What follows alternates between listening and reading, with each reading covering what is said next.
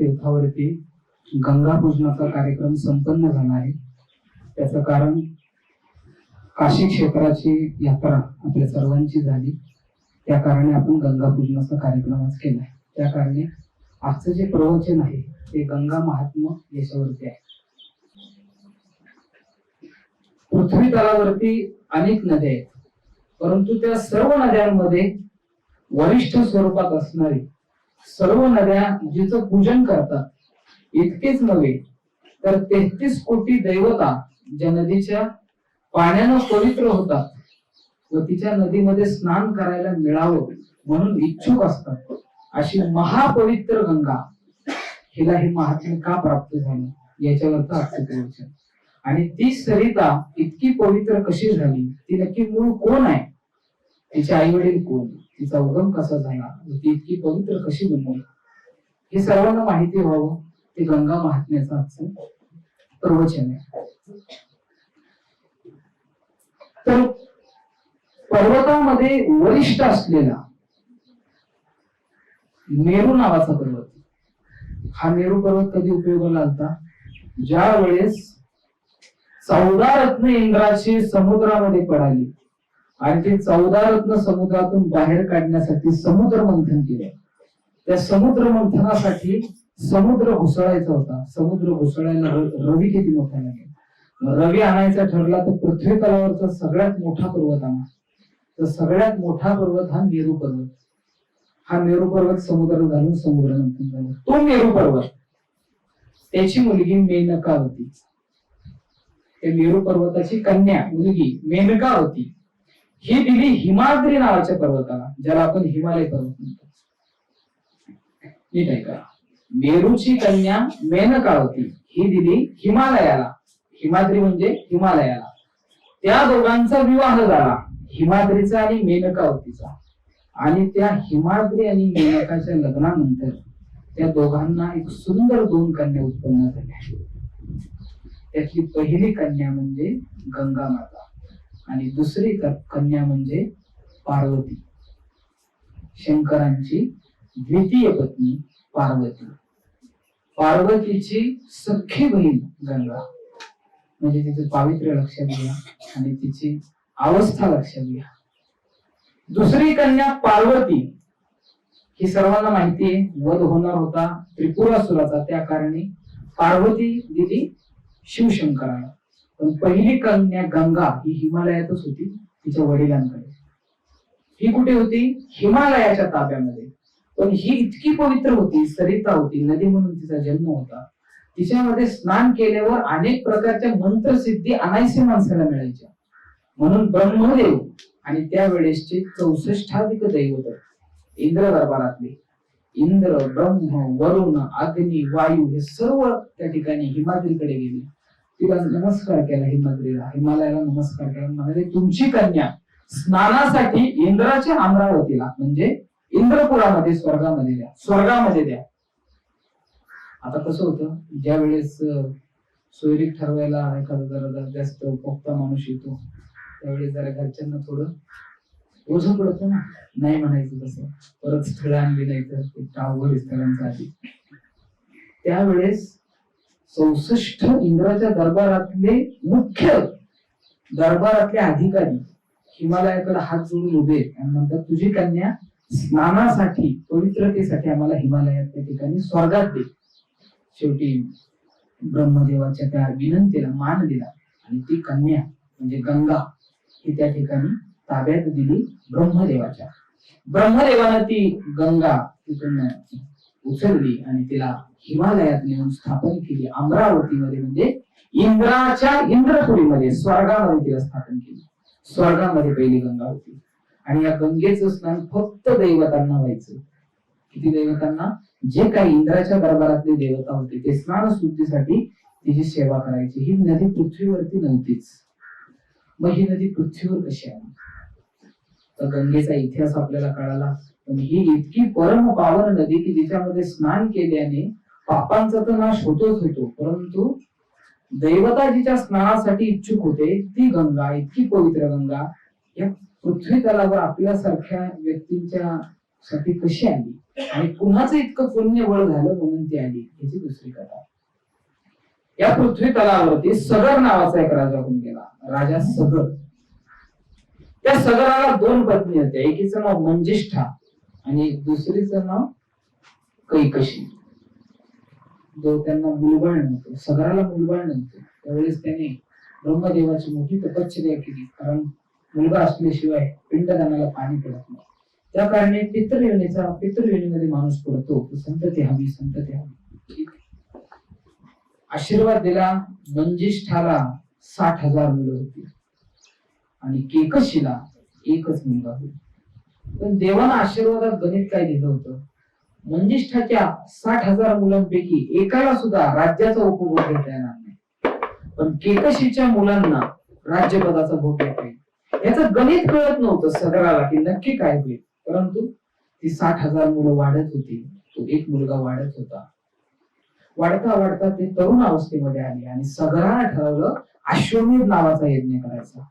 अश्वमेध नावाचा यज्ञ म्हणजे किती भयंकर यज्ञ होता तो, की श्यामकर्ण घोडा, म्हणजे ज्या घोड्याचे दोन्ही कान काळे त्याला श्यामकर्ण घोडा म्हणतात, जो अति दुर्मिळ असतो. तो श्यामकर्ण घोडा आपल्या संपूर्ण राज्याच्या भोवती फिरवायचा आणि यज्ञामध्ये त्याचा बळी द्यायचा.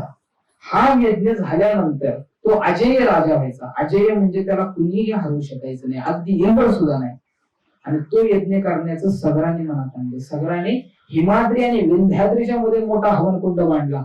हवनाचं पूजा साहित्य झालं, संकल्प सुटला आणि घोडा सोडून दिला. आता हा घोडा प्रदक्षिणा पूर्ण करून पुन्हा तिथं आल्यावर बळी दिल्यानंतर त्या ठिकाणी सगर इंद्रपदाचा अधिकारी होणार होता. त्या ठिकाणी त्या घोड्याला राखण म्हणून त्यांनी स्वतःची 60,000 मुलं पाठवून दिली. कारण घोडा जर हल्ला किंवा हरला, तुम्ही त्याला कप्त्याने मारलं तर हा अख्खा केलेला यज्ञ निष्फळ. मग त्या घोड्याच्या रक्षणासाठी सगळ्यांनी आपल्या पोटची 60,000 मुलं त्या घोड्यासोबत पाठवून दिली. घोड्यासोबत पाठवून दिल्याच्या नंतर इंद्रपदामध्ये, इंद्राच्या दरबारामध्ये घंटा वाजू लागली. पृथ्वी तलावरती महाभयंकर असा श्यामकर्ण घोड्याचा अश्वमेध यज्ञाचं नियोजन सगर राजाने केले आणि अगदी काही क्षणामध्ये तो घोडा सगळं अंतर पूर्ण करून येणार आहे आणि इंद्रा तुला ह्या पदावरून उठावं लागणार आहे. इंद्र दचकला. आता इंद्राला हे माहिती होतं 60,000 मुलांना मारत बसणं आणि घोडा पळवणं ही अवघड गोष्ट आहे. 60,000 लोकांबरोबर युद्ध करण्यापेक्षा इंद्र इतका हुशार. गुरुचरित्रात सांगितले, स्त्री नासे काम वासने, यती नासे विषय सेवने, राज्य जाये द्विज शोभे, ब्राह्मण नाशी हीन सेवे. स्त्री नाचते काम वासनेने, यती नाचतो विषयांचा संग्रह केल्याने, ब्राह्मण नाचतो हिन्न लोकांची सेवा केल्याने आणि राज्य जातं ब्राह्मणाच्या शापाने. आता इंद्राला हे सर्व माहिती होतं. इंद्रानं काय केलं, तो घोडा पाणी पित असता सगराच्या मुलांचं दुर्लक्ष झालं आणि इंद्रानं तो घोडा चोरला. चोरून त्यानं काय केलं, पाताळामध्ये गेला आणि कपिल मुनी नावाचे एक महातपस्वी ऋषी होते, त्यांच्या दारामध्ये जाऊन तो घोडा बांधला. त्यांच्या कुटीच्या बाहेर तो घोडा बांधला पाताळ आणि इंद्र निघून गेला. शेजारच्या काठीने साप कसा मारला बघा. 60,000 मुलं घोडा घोडा घोडा पाहायला विचलित झाली. यज्ञाची शेवटची आहुती पडायची वेळ झाली. त्या ठिकाणी मोबाईल फोन नव्हते, पण वडिलांची त्या ठिकाणी त्यांना निरोप येऊ लागले की तुम्ही काय येईना, यज्ञातली शेवटची आहुती राहिलेली, याने मी अजेय होणार आहे. आणि सगराची मुलं सगळीकडे तो घोडा शोधू लागली. स्वर्गात गेली, घोडा नाही. पृथ्वी तलावर बघितला, घोडा नाही. शेवटी पाताळात गेली. पाताळात गेल्याच्या नंतर त्यांनी पाहिलं कपिल मुनीच्या आश्रमाच्या समोर घोडा उभा होता. पण आता त्यांच्या मनात काय आलं, घोडा कोणी चोरला, कपिल मुनी. मग आपण काय करतो तसं त्यांनी केलं. त्यांनी हे शिवे चालू दिले कपिल मुनीला. त्यांनी ते घोडा ते काढलाच तिथून, पण कपिल मुनीला शिवे द्यायला चालू केले. अरे तू माणूस आहे का, तुला एकदा सांगितलेलं कळतं का, तू माणूस आहेस का. त्या ठिकाणी ऋषीने चोरी करणं हे त्या ठिकाणी किती महापाप आहे आणि ते पाप तू करतोयस. आणि त्याला अतिशय भयंकर शब्दात अर्वाच्य भाषेत ती सगळ्याची 60,000 मुलं बोलू लागली. आणि शेवटी त्या कपिल मुनींच्या ध्यानीमध्ये नाही, ते आपल्या समाधीमध्ये, त्यांना तिसरा मित्र होता शंकरांसारखा. ते कपिल मुनी समाधीत ते का बडबडतायत ते बघायला आले. डोळा उघडला तर पाहतायत ही सर्व 60,000 मुलं आणि ती बडबड चाललेली आहे, त्यांच्या शिव्या चाललेल्या आहेत, त्यांचं ओरडणं चाललेलं आहे. मग काय करावं काय करावं काय करावं? सगळ्याची 60,000 मुलं समोर आहेत आणि कपिल मुनींनी आपला तिसरा नेत्र उघडला आणि त्या तिसऱ्या नेत्राच्या ज्वाळेमध्ये ती सगळ्याची 60,000 मुलं जळू लागली. नुसती जळू लागली नाही, त्यांची अवस्था अशी झाली आहे का, त्यांचा देह जळत होता पण राख पडत नव्हती, त्यांचा देह जळत होता पण राख पडत नव्हती, म्हणजे देह नष्ट होत नव्हता, फक्त ते जळत होते आणि अशाच अवस्थेत ते पडून राहिले. त्या ठिकाणी हा सर्व झालेला प्रकार त्या ठिकाणी सगराच्या कानावर नारद मुनींनी सांगितला की तुझी मुलं पाताळात गेली, इंद्रानं कपटीपणा केला, तुझा घोडा कपिल मुनीच्या दारात बांधला, कपिल मुनीच्या नेत्रातून ज्वाळीने तुझी मुलं आज जळतायत, त्यांना तू सोडव. त्या ठिकाणी सगर राजा आणि त्याचा 2 नंबरचा राणीचा जो मुलगा एक राहिला होता, ते दोघ जण गेले, कपिल मुनींना विनंती केली की याच्यातून काहीतरी मार्ग काढा, अतिभयंकर ही गोष्ट झाली, परंतु आमच्या ध्यानीमनींना इंद्राचा हट्ट पण नडला, इंद्रानं पाप केलं. तर सगर मुनी म्हणाला माझ्या नेत्राग्नीतून निघालेला हा अग्नी फक्त महादेवाची मेहुणी शांत करू शकते, इतरांमध्ये ते सामर्थ्य नाही. महादेवाची मेहुणी कोण? गंगा माता. तो म्हणाला गंगा माताला स्वर्गातून पाताळात आण, तुझ्या पितराला स्नान घाल, शांत होऊन जाईल. आता स्वर्गातली गंगा पाताळात आणायची म्हणजे किती मोठा प्रसंग. पण कसं असतं, ज्या वेळेस एखाद्या बापाकडे संपत्ती आहे, एखाद्या बापाकडं 5 ते 10 एकर जमीन आहे, त्याच्या मुलानं 5 ते 10 एकर जमिनीवर त्या बापानं 70-80 लाख रुपयाचा बँक बॅलन्स करून ठेवला आणि त्या पैशावरती त्याचा मुलगा ऐश्वर्यात जगत असेल, तर आपण त्याच्यावरती जळण्याचं काहीच कारण नाही. त्याच्या बापाचं म्हणल्यावरती तो खाणार, त्याने ते बसून खावं, हवेत बसून खावं, नाहीतर बाईवर उजळावं, त्याचा प्रश्न आहे तो, आपला प्रश्न आहे का? एखाद्याच्या बापाने काही कमवून ठेवलं नाही, त्याला कष्ट करणं भाग आहे. हा जसा प्रारब्धाचा भाग आहे की त्याच्या संपत्ती किती आपल्यावरती आली आपण ठरवू शकत नाही, प्रार्थनात लिहिलेलं आहे. परंतु जसं आई वडिलाची संपत्ती पुण्य रूपाने खाता येते, तसं आई वडिलाचं पाप हे छळतं. आता त्याची 60,000 पित्र योनी पाताळ योनीत ऋषीच्या शापानं जळतात, त्याच्या वंशाला कसं पाणी मिळेल आणि कशी ती पित्र शांत होते. भगीरथानं राज्य केल्यानंतर 60,000 वर्ष ब्रह्मदेवाचं तप केलं. ब्रह्मदेव समोर उभे राहिले. ब्रह्मदेवाला म्हणाला मला गंगा दे, की गंगा मला दे. ब्रह्मदेव म्हणाला ही इतकी पवित्र गंगा आहे की ती मी हिमाद्रीकडून घेताना त्याला वचन दिलं होतं की हिचं पावित्र्य मी जपेल. पृथ्वी तलावर किती गैरट लोक राहतील ती मला माहिती, मी तुला देऊ शकत नाही. त्या याच्यामध्येच त्या सगराचा मृत्यू झाला. सगराच्या दुसऱ्या मुलाचा म्हणजे ज्या दुसऱ्या राणीला केकशीला एक मुलगा होता, तिचा दुसरा मुलगा अंशुमन.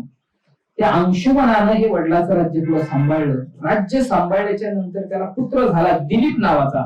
अंशुमनानं 60,000 वर्ष तप केलं. बघा, सगराचं 60,000, अंशुमनानं 60,000. ब्रह्मदेव प्रसन्न झाले. काय हवंय? पाताळामध्ये माझे पूर्वज जळतायत. कुणाच्या शापाने जळतायत? कपिल मुनीच्या. काय हवंय? गंगा हवी. ब्रह्मदेव जागेवरती आहे. अंशुमनानं सुद्धा प्राण सोडला. त्याच्यानंतर तिसरी पिढी दिलीपने राज्य केलं. राज्य केल्यानंतर त्याला संतती झाली भागीरथ नावाची. भागीरथ नावाचा मुलगा झाला. त्यानंतर त्याने 60,000 वर्ष तप केलं ब्रह्माचं. कितव्या पिढीनं? तिसऱ्या पिढी. कोणी केलं? दिलीपने. ब्रह्मदेव समोर प्रगट झाले. दिलीपा, जो अपराध तुझ्या पूर्वजांकडून झालाय, ऋषीला त्यांनी त्या ठिकाणी ऋषीची तपश्चर्या भंग केली आणि ती सुद्धा कपिल मुनीची, हा फार मोठा अनर्थ आहे. याच्यासाठी गंगा, आणि त्याच्यासाठी तुम्हाला गंगा लागते. गंगा ही इतकी महान पतिव्रता, पार्वतीची सख्खीबाई, हिमाद्रीची कन्या, शंकराची मेहुणी नाही देऊ शकत. दिलीपाचं ते ऐकून हृदयेश्वरानं मृत्यू झाला. तर त्याचा मुलगा भगीरथ, कितवी पिढी? भगीरथानं राज्य केलं. भगीरथानं राज्य केलं. पुन्हा भगीरथानं 60,000 वर्ष ब्रह्माचं तप केलं. ब्रह्मदेव प्रसन्न झाले. म्हणाले तुझ्या 4 पिढ्यांची तप आज मी पूर्णत्वाला नेतो. आज मी भगीरथा तुला ही स्वर्गातली गंगा देतो. कोणाला मिळाली गंगा? गंमत आहे का? ब्रह्मदेव म्हणाले गंगेचा प्रवाह इतका पवित्र आहे, या पृथ्वी तलावरती स्वर्गातून गंगा जर पडाली तर या पृथ्वीचा स्फोट होईल आणि पृथ्वी संपूर्ण फुटून जाईल. गंगेचा प्रवाह सहन होईल. फक्त त्या गंगेच्या बहिणीच्या पतीला म्हणजे गंगेच्या दाजीला महादेवाला गंगा कपाळावरती जटेमध्ये धारण करावं लागलं, नाही तर पृथ्वी गंगा स्वीकारू शकते. मग त्याने महादेवाचं तप केलं. महादेवाचं तप केल्याच्या नंतर महादेव कृपाळू दयाळू, महादेव प्रसन्न झाले. महादेव पृथ्वी तलावरती बसले. गंगेला येण्याची परवानगी आली, पण गंगा तिच्यामध्ये देव स्नान करत होते. तिला अहंकार झाला. तिला काय अहंकार झाला? माझा प्रवाह या महादेवांना सुद्धा सहन होऊ शकत नाही. माझा प्रवाह महादेवाला सुद्धा सहन होऊ शकत नाही. तिने अतिवेगामध्ये उडी मारली पृथ्वी तलावरती. पण ते शेवटी कोण होते? देवांचे देव महादेव होते. महादेवानं ज्या जटा उघडल्या आणि अख्खीची अख्खी गंगा जटेत बांधली, तिचा अहंकार नष्ट करायला. की तू माझ्या जटेतून बाहेर येणं तर सोड, तुझा एक थेंब सुद्धा माझ्या जटेतून पृथ्वीवर पडून गेला तर अख्खी गंगा महादेवानं जटेत बांधली. पण तो भगीरथ बिचारा म्हणाला माझी काय चुकी, माझ्या 4 पिढ्या गेल्या 60 मध्ये परत महादेवा केलं. हे तुमच्या अहंकार युगोच्या गोंधळामुळे माझे पित्र तिथं जाळतायत, कृपा करा. पण महादेव खूप कृपाळू दयाळू, एक जट काढली आणि त्या एक जटेचा एकच प्रवाह भगीरथाला दिला आणि तो प्रवाह घेऊन गंगेचा तो भगीरथ पृथ्वी तलावला. त्याला प्रवाहाचे 6 भाग झाले. उत्तर वाहिनीला 3 गेले, दक्षिण वाहिनीला 3 गेले. उत्तर वाहिनीचा एकच प्रवाह घेऊन रथामध्ये घेऊन त्या ठिकाणी भगीरथ चालला. गंगा पृथ्वी तलावर आली. पण गंमत आहे का? इतक्यात संपेल ते दिव्य कसलं. गंगा आणि गंगेचा प्रवाह मागून येतोय. पुढे भगीरथ बसलाय, त्याला पाताळात जायचंय. 60,000 पितरांना पाणी घालून शांत करायचे, जेणेकरून पितृविणीतून ते सुटून जातील, ऋषीचा शाप नष्ट होईल. पण ह्या गंगेची वाट होती जान्हू नावाच्या ऋषींच्या आश्रमातून. जान्हू नावाचे एक मोठे ऋषी गेले आणि त्या जान्हू नावाच्या आश्रमामध्ये ते जान्हू असे यज्ञापुढे यज्ञ करत बसले होते. त्यांचा यज्ञ सुद्धा पूर्णत्वाला आला आणि भगीरथाचा रथ तिथून आला. भगीरथाच्या मागे गंगेचा एक प्रवाह, मोठा पाण्याचा प्रवाह, नदीचा कसा अचानक पाण्याचा प्रवाह वाटतो तसा एक प्रवाह घेऊन जान्हू ऋषींनी पाहिलं पाण्याचा प्रवाह येतोय. आपला यज्ञ विजणारे ते जान्हू ऋषी होते. त्यांनी आपलं मुख उघडलं, अख्खी गंगा घेऊन टाकली. महाभयंकर रूप धारण केलं. यज्ञाची शेवटची आहुती राहील म्हणून त्यांनी आपल्या मुखामध्ये समग्र गंगा पिळून घेतली. भगीरथ तर घोड्यावरून उतरून खाली बसला. म्हणाला सगळं करावं पण ऋषीचा शाप घेऊ नये. ऋषीचा शाप इतका भयंकर लागला, माझ्या मागच्या 4 पिढ्या गेल्या, मी एवढा प्रयास करून आणले, आता हे बाबाने अख्खी गंगाच गेली. आणि तो सुद्धा ऋषी, आता त्याला काय बोलावं तर त्याने अजून त्याला शाप दिला तर हिली गुतली आणि चरण धरले जान्हू ऋषींचे. जान्हू ऋषी आकडे ना, पुन्हा जान्हू ऋषींचं तप केलं त्या काय. आणि भागीरथानं 12 वर्ष जान्हू ऋषींचं तप केलं. जान्हू ऋषींना सांगितलं की माझे पूर्वज जळतायत कपिल मुनीच्या शापामुळे, त्या ठिकाणी पाताळामध्ये तुम्ही ही गंगा मुक्त करा. जान्हू ऋषी म्हणाले गंगेला मुक्त करतो, तुझी एवढी मोठी तपश्चर्या मी सगळं ऐकली. जान्हू ऋषींनी छातीपासून आपल्या बेंबीपर्यंत आपलं उदर फाडलं आणि त्यातून ती गंगा बाहेर काढली. म्हणून तिला जान्हवी नाव प्राप्त झालं. जान्हू ऋषीच्या उदरातून आली म्हणून तिला जान्हवी नाव अजून एक प्राप्त झालं. आणि हा जान्हवीचा प्रवाह पाताळात गेला. सगराच्या 60,000 मुलांवरती पडला. ऋषीचा शाप नष्ट झाला. सगराची मुलं पुण्यवान झाली. भागीरथांनी आणली म्हणून तिला भागीरथी एक नाव. जान्हू नावाच्या ऋषीच्या पोटातून आली म्हणून तिला जान्हवी पण एक नाव. आणि महापतिव्रता गंगा हे तिला नाव.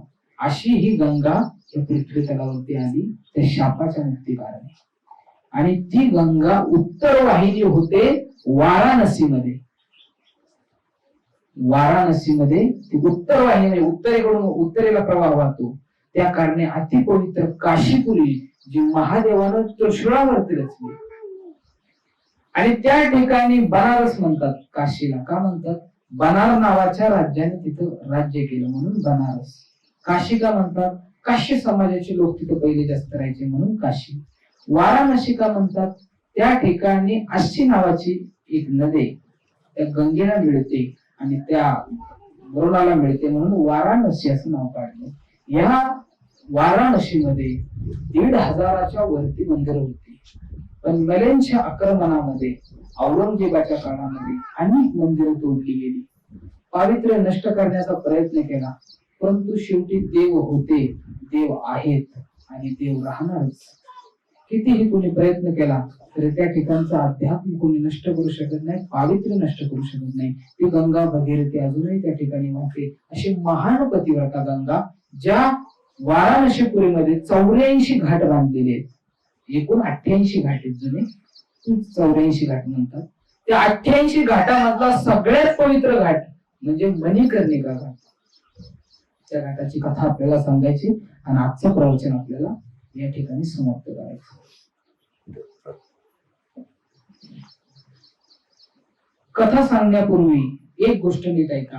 काशी नगरीची रचना स्वतः महादेवांना केली. महादेवानं रचना केली त्यावेळेस पहिल्यांदा मणिकर्णिका नावाचं तीर्थ तिथं होतं, नंतर गंगा येऊन मिळालेली. मणिकर्णिका तीर्थ काशीमध्ये आधीपासून आहे. या तीर्थाचं महात्म्य इतकं मोठं आहे की ज्यावेळेस त्रिपुरासूर नावाचा एक असुर त्याने महादेवाची तपश्चर्या केली. महादेवा म्हणाला मला अमृत्वाचं वरदान दे. महादेव म्हणाला अमृत्व सोडून मी तुला काही देईल, फक्त अमृत्व मागू नको. त्यावेळेस त्रिपुरासुरानं काय मागितलं? तुझ्या मुलाकडून माझा वध होऊ दे. महादेवाचं लग्नच झालं नव्हतं आणि महादेव राहायचे स्मशानामध्ये. त्रिपुरासुराला वाटलं ह्या भंगाला कोण मुलगी दिला आणि याचं लग्न होईल आणि आपला वध होईल, म्हणून त्या ठिकाणी त्याने हे केलं. त्यानंतर सती बरोबर महादेवांचं लग्न झालं, पण दक्षाच्या यज्ञामुळे सतीचा घात झाला, सती मृत पावली. मग दुसरी हिमालयाची कन्या पार्वती ही शिवशंकराला दिली. आणि ज्या वेळेस पार्वती आणि सदाशिव हे त्या ठिकाणी रथक्रीडेला बसले, संतती निर्मितीच्या क्रीडेला बसले, त्यावेळेस महादेवाचं महापावन वीर्य त्या ठिकाणी उसळलं, परंतु ते पार्वती आई साहेबांना ग्रहण करता आलं नाही. ते वीर्य जमिनीवरती पडलं. जसं ते जमिनीवरती पडलं तसं त्या ठिकाणी उपस्थित होता अग्निदेवता, त्या अग्नीने ते वीर्य गिळलं. प्रसंग नाही का? महादेवाचं वीर्य पडलं, ते गिळलं अग्नीने, भूमीवरती पडलं. पार्वती आई साहेबांची त्या ठिकाणी ध्यानात व्यत्यय आला, नष्ट झालं. भूमीकडे पाहिलं, ते म्हणाले, भूमीला म्हणाली, हे भूमी, तू एक स्त्री आहेस, दुसऱ्याच्या नवऱ्याचा संभोग पाहून त्याचं वीर्य तू त्या ठिकाणी ग्रहण केलं, मी शाप देते तुला. तुला अनेक भूपती वरतील, अनेक लोक तुझ्यावरती राज्य सांगतील आणि तुझी ती भूमी कायम तपती राहील. मणिकर्णिकेच्या घाटावरती 24 तास स्मशानात मडी जळत असतात. तिथला घाट कधीच 12 महिने 24 तास शांत होत नाही. शाप आहे पार्वतीचा. पहिला शाप तपती राहशील, दुसरा शाप समग्र भूतलाला अनेक भूपती वरती. म्हणजे बघा, आपण ज्या वेळेस राज्याभिषेक होतो एखाद्या राजाचा, तो छत्र त्याच्यावरती धरलं जातं, त्यावेळेस त्याला पदव्या लावतात, छत्रपती, भूपती, गजपती.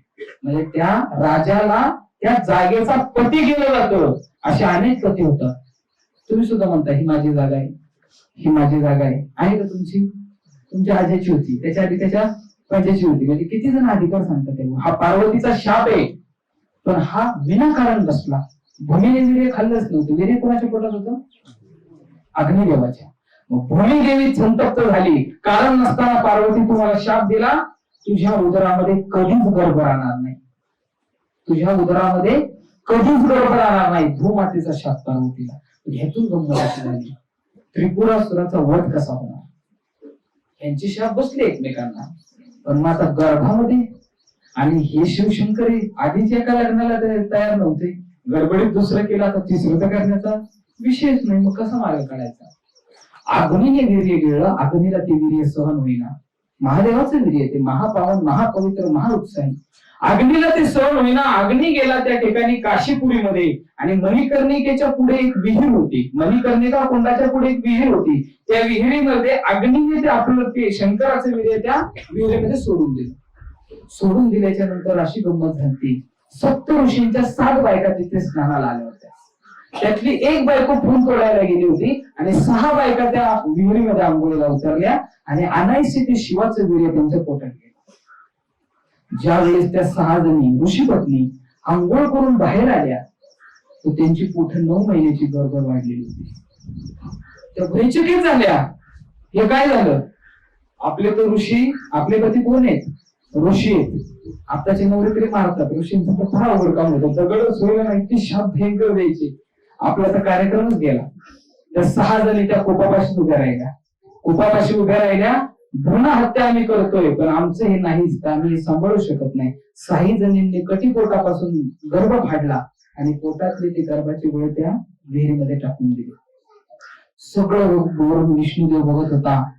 वीर येतं बाहेर आले, अग्नीने गेलं, अग्नीचं वीर्य 6 जणींच्या पोटात गेलं. ऋषी पत्नींच्या 6चे गर्भ पडले कुंडामध्ये. कुठे?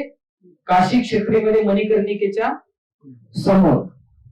त्या ठिकाणी विष्णुदेव तिथे गेले, कारण शिवाचा गर्भ कधी वाया जाणार नाही. 6ही गर्भ एकवटले होते आणि 6 तोंडाचा 12 डोळ्याचा कार्तिक स्वामी आतमध्ये तयार झाला.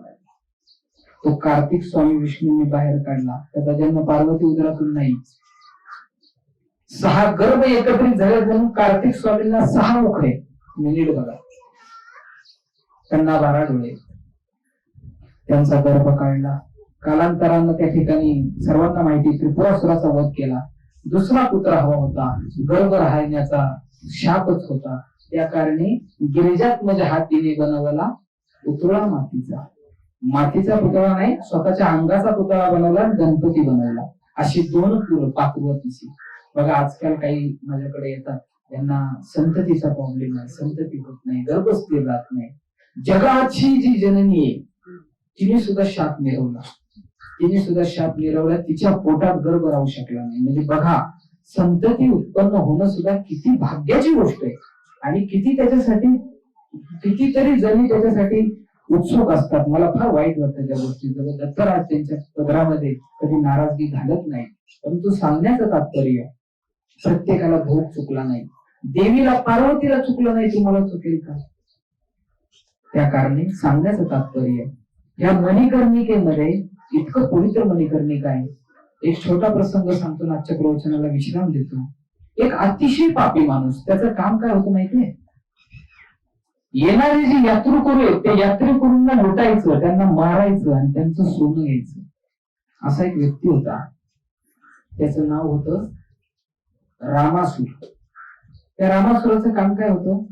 यात्रेकरूंना लुटायचं. पूर्वीच्या काळी मोबाईल नव्हता, फोन नव्हता, बँक, गुगल पे, फोन पे जे काय आहे सगळं पिशवीत भरायचं, बांधायचं आणि तीर्थयात्रा निघायचं. आता इतक्या लांब जायचं, पैसे किती लागतील? ते सर्व त्यांच्याकडे असायचं. म्हणून तस्कराची बाधा, चोराची बाधा पहिली फार व्हायची. आता ते प्रमाण घटले. त्याचं इतकं पातक वाढलं, त्यांनी एक टोळी बनवली होती. त्या टोळीचं कामच हे होतं. पण ती टोळी इतकी हुशार होती, पैसे सगळे मोजायला घ्यायची आणि जो माणूस तो ब्राह्मण आलाय त्याला मारायचं काम ह्याला द्यायची, रामासुराला. तो रामासुर फक्त ब्राह्मणांची मुलगी उडवायचा, पैसे मोजा यांना द्यायचे. 1000च्या वरती ब्रह्महत्या गेल्या, 1000च्या वरती. पण जैशी करणी वैशी. त्याच्याच टोळीनं एक दिवस त्याचा घात केला, त्याला मारलं. मोठा डल्ला मिळाला होता आणि म्हणाले ह्याचा देह काय करायचा, कशाला अग्नी द्यायचा? उचलला आणि पर्वतावर नेऊन टाकून दिला. तो टाकला कुठे? दक्षिण भारतामध्ये. टाकल्याच्या नंतर तिथं गिधाडांचा थवा आला होता. 14 गिधाडं आली होती. त्यातल्या एका गिधाडानं त्या रामासुराचा देह सगळेजण तोडायला लागले. त्याला वाटलं आपल्याला काय राहतंय का नाही. त्यातल्या एका गिधाडानं त्याचा पायच तोडला आणि पाय उचलून चुचीत धरून ते गिधाड अति भयंकर वेगानं उडालं. उडाल्याच्या नंतर ते इतक्या भयंकर वेगानं उडालं, तिथे आलं काशी क्षेत्रामध्ये, मणिकर्णिकेच्या ठिकाणी. आणि मणिकर्णिकेच्या ठिकाणी आल्यावर वीज कडाडली आणि ते गिधाड घाबरलं आणि तोंडातला पाय पडला त्या मणिकर्णिकेच्या कुंडात. कैलासामध्ये घंटानाद होऊ लागला. पुण्यवान माणसाचा आत्मा त्या ठिकाणी देह मणिकर्णिकेत पडलाय, आणायला जा. नंदी, शृंगी, भृंगी, शिवाचे सर्व गण, शिवगण विमान घेऊन आणायला. कुणाला? ह्या रामासुराला. आणि आणल्याच्या नंतर त्याला, तो तर बधीरच झालाय सगळं बघून. तो म्हणला आपल्याला न्यायला तर यमाचे दूत यायला पाहिजेत. आणि यमदूत आले होते. यमदूत शिवताना सांगितलं हा अति पापी माणूस आहे, याला अजिबात तुम्ही कैलासात देऊ नका, त्या लायकीचा हा माणूस नाही. ते म्हणाले नाही, शिवशंकराची आज्ञा आहे, मणिकर्णिका कुंडामध्ये त्याचा देह पडलाय. ते म्हणजे शक्यच नाही, त्याचा देह त्याच्याच सगळ्या कुटुंबातल्या भावकीतल्या लोकांनी तोडून तिकडे टाकून दिला आणि कसा पडलाय. त्या ठिकाणी शिवगणांनी त्याचा पडलेला पाय दाखवला आणि त्याचा देह घेऊन गेले. यमदेव त्या ठिकाणी नाराज झाला, महादेवा तू अशा पापी माणसांना जर घेऊन चालायला लागलास तर काय होईल तुझ्या. त्यावेळेस सांगितलं कितीही पाप असू दे पण गंगेमध्ये जर त्याचा मणिकर्णिकेमध्ये त्याच्या देहाला स्नान झाले तिथं देह त्याचा जाळला तर तो काशी क्षेत्रामध्येच येणार. महादेवानं केलेलं हे त्रिकाळ गोष्ट माहिती त्या ठिकाणी काशीमध्ये होतात. त्यांची मैत त्या ठिकाणी आपली तिरडी असते त्या सकट त्या मणिकर्णिकेत बुडवली जाते आणि देहाला दहनाला ठेवली जाते. तिथं माणूस सावडला जात नाही. पूर्वी त्या प्रथा अशी होती. ह्या प्रसंगामुळे पूर्वी काय करायचे, काठावरती सरण लावायचे, अर्धा देह जळला की पाण्यामध्ये ढकलून द्यायचे, अर्धा देह जळला की पाण्यामध्ये ढकलून द्यायचे, ते मरत असत. परंतु आता गंगा या ठिकाणी खळखळ वाहती राहिली नाही, लोकही वाढली, त्या कारणे आता सरकारने तो सर्व विषय बंद केला. ती चांगली गोष्ट आहे, तो अति चांगली गोष्ट आहे. परंतु इतकं त्या गंगा भगीरथीचं महत्व आणि इतकं त्या काशी क्षेत्राचं महत्व ते आज सांगण्याचं कारण वाराणसीची यात्रा झाली त्या कारणे गंगा भगवतीला या ठिकाणी आणलं आणि अनेक जण यात्रा करून आल्यानंतर गंगा पूजन करतात. परंतु अनेकांना माहिती नाही ही गंगा कोण होती, कुणाची मुलगी होती, कुणाची कन्या होती, कशा पद्धतीने पृथ्वीवर आली. ज्यावेळेस तुम्ही गंगा पूजनाला जाता त्यावेळेस या सर्व गोष्टी तुम्हाला आठवाव्यात, या गंगेची महानता पटावी. ओटीमध्ये स्त्रीच्या घातलेली ती गंगा तिने तितक्या पावित्र्याने घरी आणावी आणि त्या ठिकाणी तिचं पूजन करावं. म्हणून ही गंगा महात्म्याची काशी खंडातली 30व्या अध्यायाची कथा आज सफल संपूर्ण. अवधूत चिंतन श्री गुरुदेव दत्त पार्वती पतये हर हर महादेव.